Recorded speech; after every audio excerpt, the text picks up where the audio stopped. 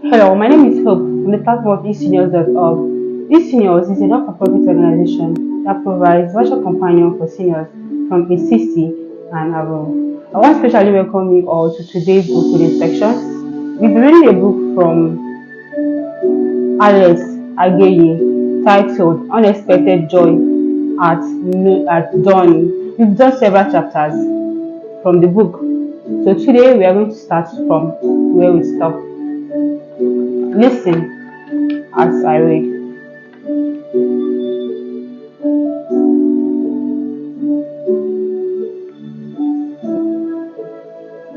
There's nothing the matter,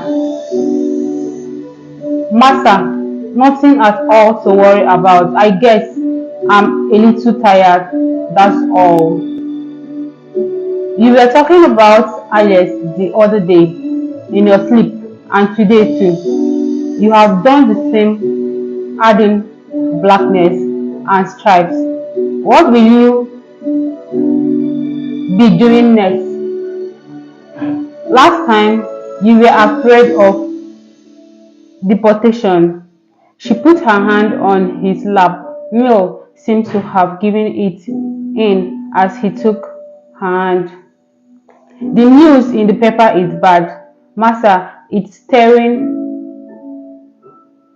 xenophobic feelings in the building, in the people, even in my office.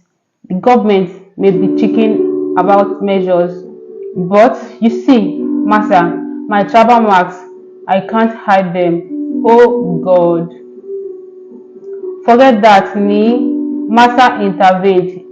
In Ghana, there are hundreds of tribes with varied and she swallowed hard as she struggled with some deep emotion.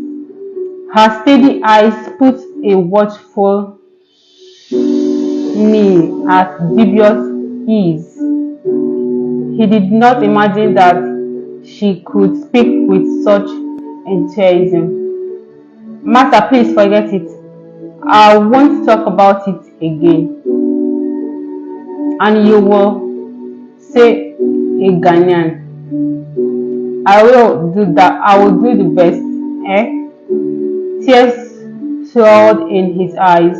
He was surprised to realize deeply he thought about his being in exile. Martha suddenly became ill again. As she left, Ni was very worried. He feared that he had got her into frenzy. Martha was a strong Pan-African. He was aware that she had belonged to the African Unit Club in her school days. He recalled telling her sometime in the past that she was an idealist, a sort of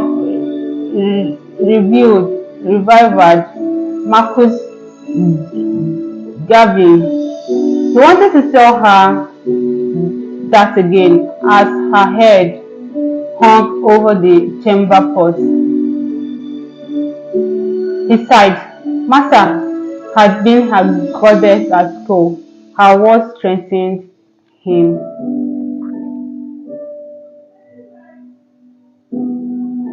We are Africans, she said, and where one finds peace, there is one's home also.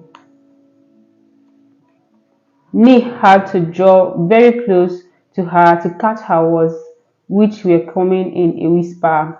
Before Maza, Ni was suckling. Not even her sickness changes that order. Nkrumah would have loved to have you in his cabinet, I bet, Maza. He'd have paid to make you his ambassador, plenipotentiary. These were great words, which were not lost on Maza. Her hands were resting once more, and her reflexes were weak. Neil waited. He did not want to contemplate what had come over her. They sat together in silence for a long time. The oil boom provided a big boost to the construction industry. Okay, like we are done with the chapter, so this is the next chapter, and this chapter is completely a different story. So let's start. The oil boom provided a big boost to the construction industry. Never in the life of the country had there been opportunities for people to become so rich so fast. The slump on the world market, however, was beginning to show. The price of oil had pulled down at an unprecedented rate. To spread the effect evenly among oil-producing countries, production targets were being set by OPEC, the Organization of Petroleum Exporting Countries. Mama maintained a strong lobby among some of the country's politicians, and building contracts started coming her way again. She had 6 contracts lined up.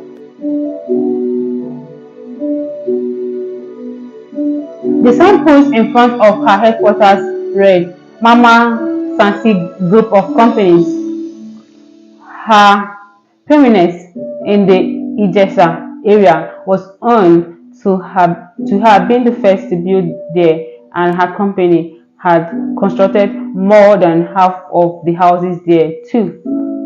Not long before, an oil refinery had even built just out the outskirts of Ijesa suburb. Then, 3 primary and 2 secondary schools were built, emphasizing the growing importance of Ijesa. Sorry, Ijesi. I think that's the right pronunciation.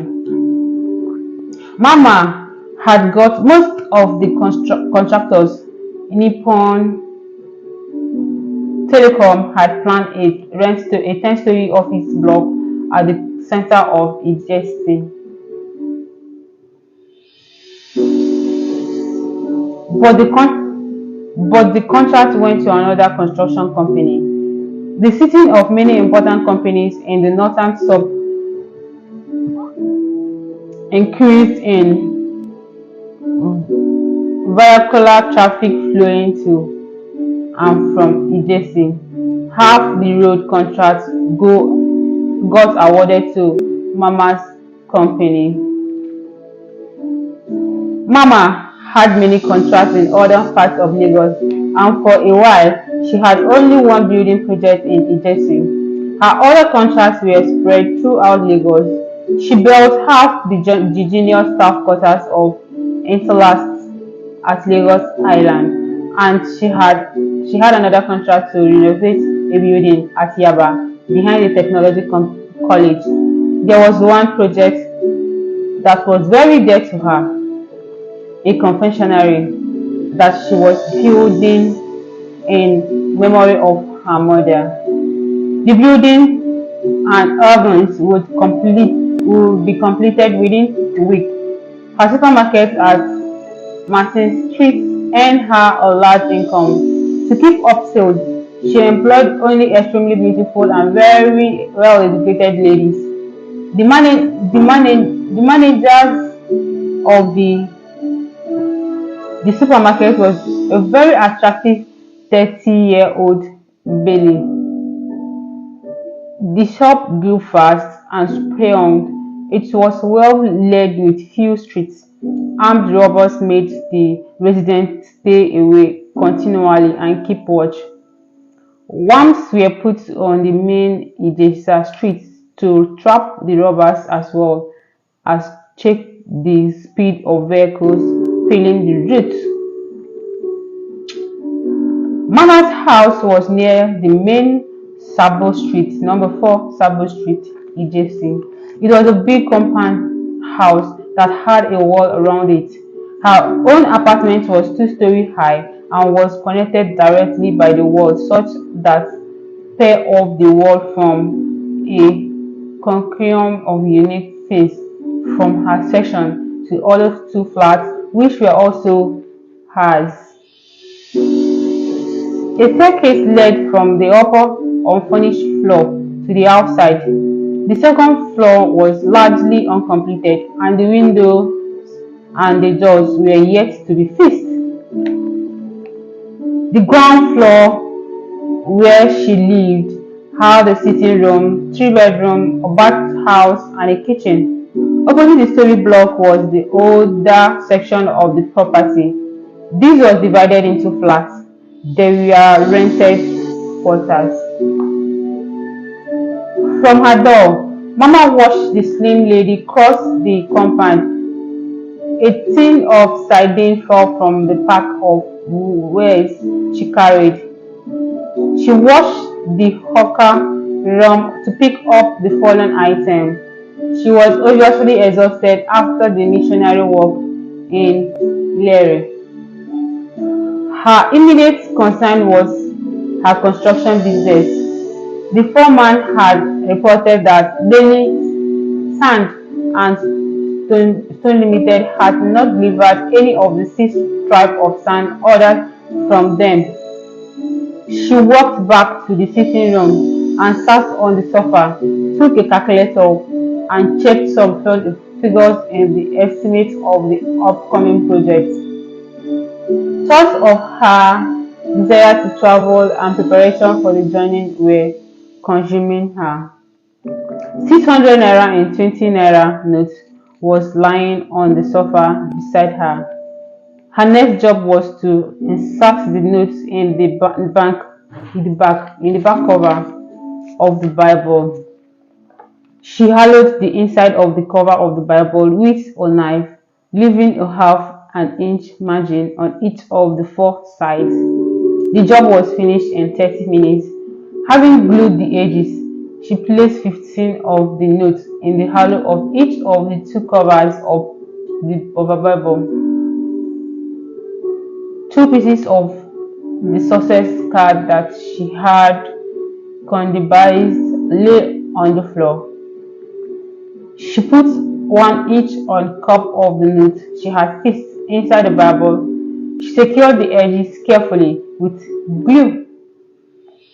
She ran her palm over the card to smooth the surface and make it stick.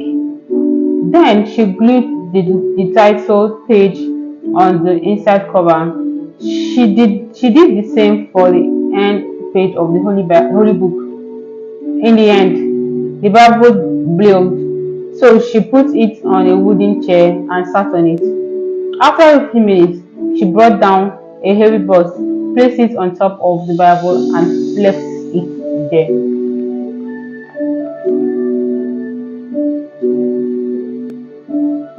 She wondered what else she would need for her journey. She would, of course, need provision, some milk, tin fish, and sugar. She would also take along a length of suiting material for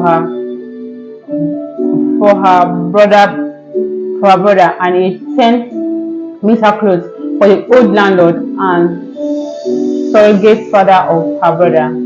She walked to the door. All had been restored, and the living room light had come on. The big yellow gate of the compound opened and eyed them. The slim lady, who had displayed her wares behind the house, entered the house. Her husband was with her. These 2 were always the last tenants to go to bed in the compound. Aidim sold cigarettes. She made large sales each day. The volume of construction work in the area brought many workers to the shop and provided Idim's business great patronage. Her husband was a shift worker in one of the many printing houses at Mafoluku, which was far away from Ijesi. Wachu was his name. Husband and wife were always at odds with each other. Eden's complaint was that Wachu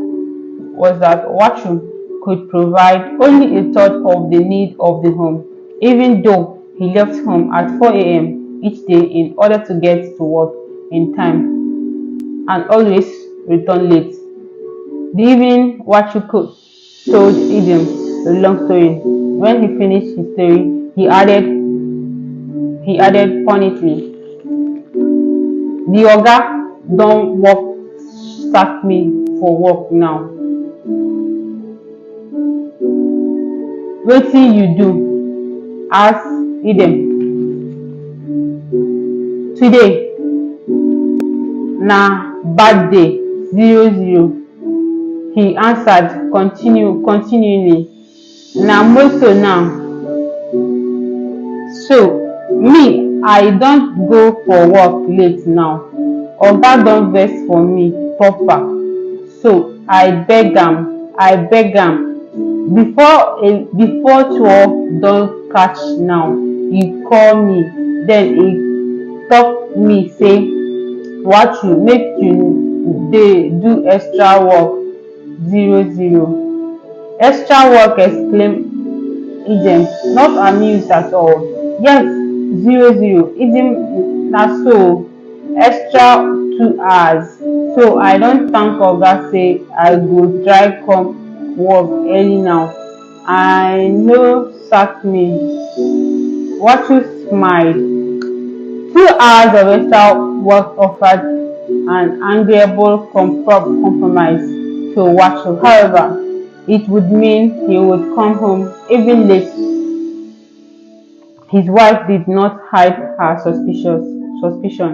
He told Watu to the face that he was at some trick and was only trying to make more time pass his visit to other women. She called them worthless and shameless sluts, and her husband a humanizer. But Watu did not get angry. He handed to Edem a copy of the document he and his boss had signed to formalize his new work schedule. As part of the arrangement, Watu accepted to report for work regularly. If he reported late for work, he would lose 10% of his wages. Idem was silent. Mama walked towards the gate, and when Idem saw her, she stopped. "Get me 6 tins of sardine, a toilet roll, 6 cake of palm olive soap, and a pocket of sugar." "Yes, ma," replied Idem, courtesy in a low bow. Some of the items she was carrying fell to the ground as she bent forward. "It's mine already, Idem," Mama said. "Yes, ma, I'm picking up," she replied, hurrying to her room. Her husband was leaning on the table asleep, while 2 customers who did not seem to be in any hurry waited. "Watu, Idem called her husband. "Na Mama wan travel o. Why Mama dey buy milk, soap, plenty things? Na visitor pass for her." Watu wiped his face with his left palm. Idem went on to serve the 2 waiting customers.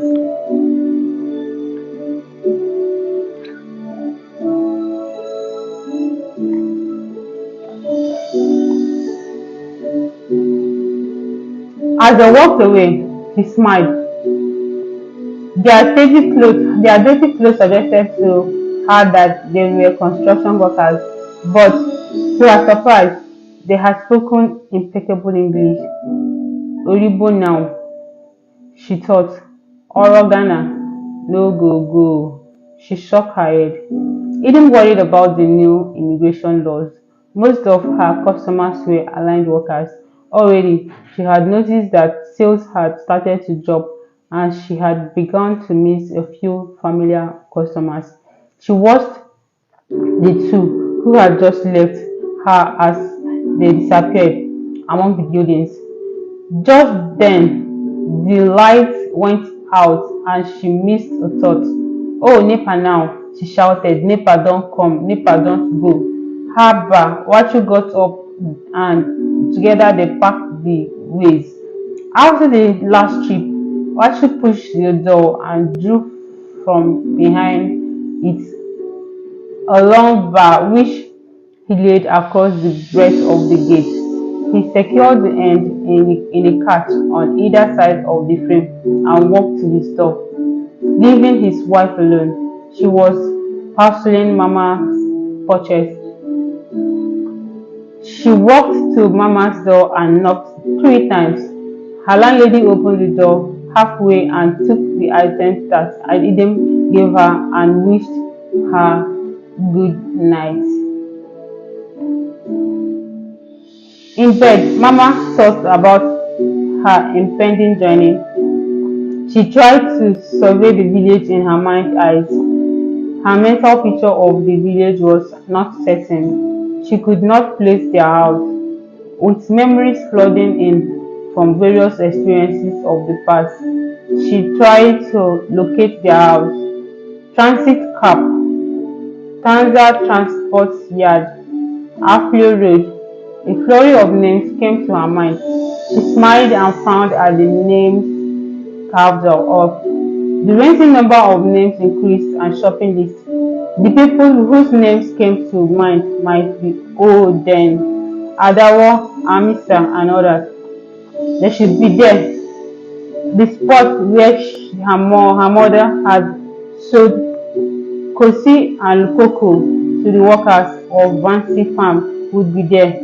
Possibly most of the laborers on the farm had left long before, in compliance with the policy of indigenization. Her entry into Nigeria took hold of her mind again in a way she had never imagined, forcing her to relapse into a trance-like state, rendering her motionless. She recollected her contract with a soldier with whom she had done a gun trade. Nigeria was then emerging from a civil war. The soldier who had duped her was later shot for other offences. Her goods had wide patronage in the eastern parts of the country. She had dealt in second-hand clothes, which she sold to an exotic clients. That was a long time before. Her recollection did not stop her. Her father was the one who had given her the name Mama. She also been named Olu Orojo. She remembered where the old man had died and been buried.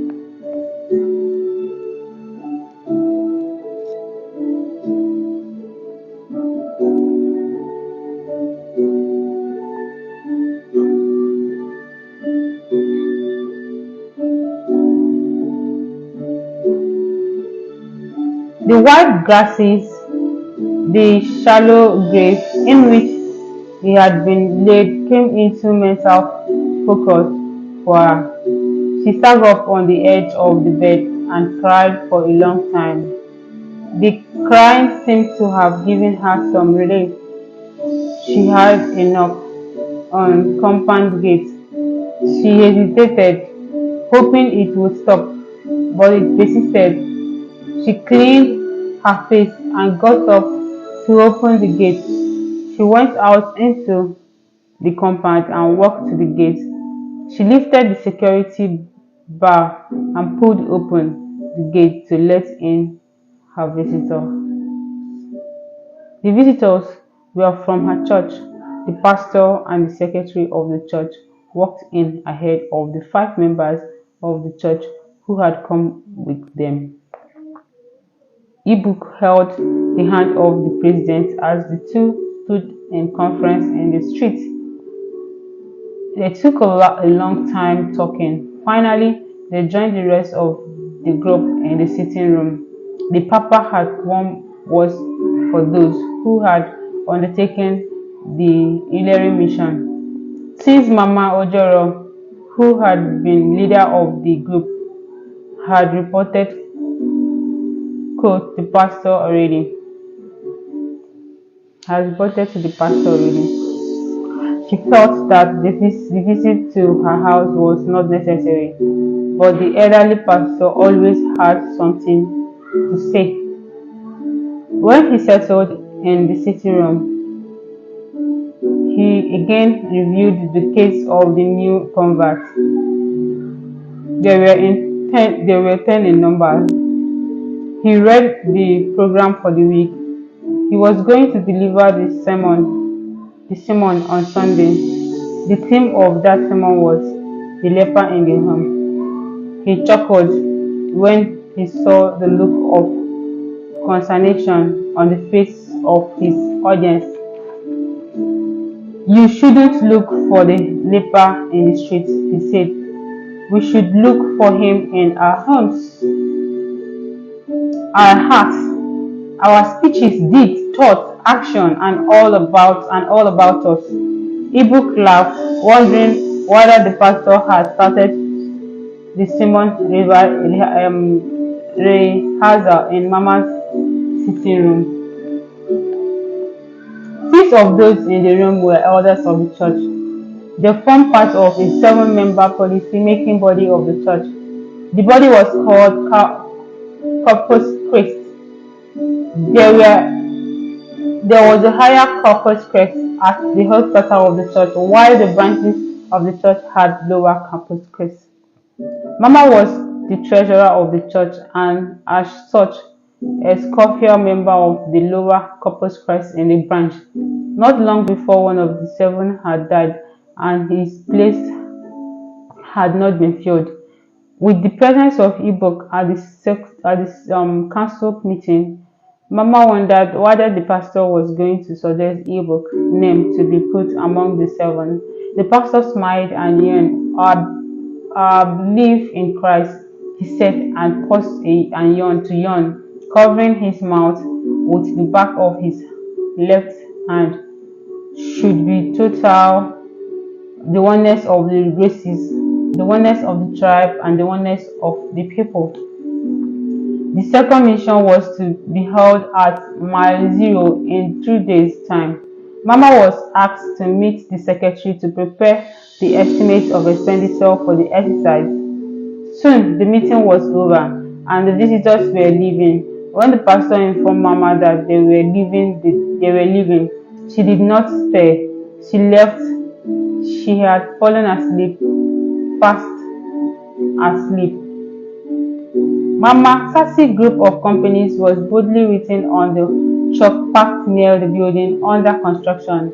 The director's car was coming toward the work site. Lady workers who saw it coming turned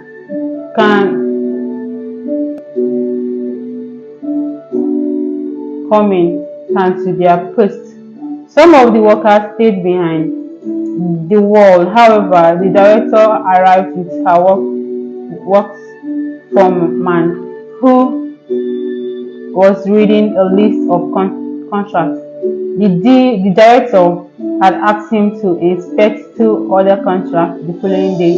Firstly, he was to inspect the innovation work going at the Yaba and inform the foreman there about the date of the payment of the workers. Secondly, he was to arrange for the supply of sand for the project at Palm Grove. Ma said the foreman will need laborers. She did not turn immediately to answer the foreman, scheduling the bunch of kids she was holding. Did you say laborers? She asked. Yes, ma, he said. She only nodded. 2 of the laborers are not doing well, ma, and I think they should be dismissed, he said, wiping sweat from the forehead. Mama only laughed. Why? She asked. Laziness, ma, and plea friend. Sack them, she said. No one will be allowed to play about over here or steal. Aren't there any more Ghanaians around? Those that come here have resident permits. Those that come here have no resident permits. The one here has not reported for work since yesterday.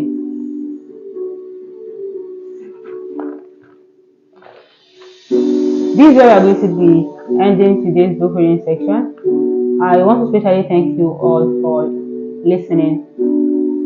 Till we meet again in our next section. Bye bye.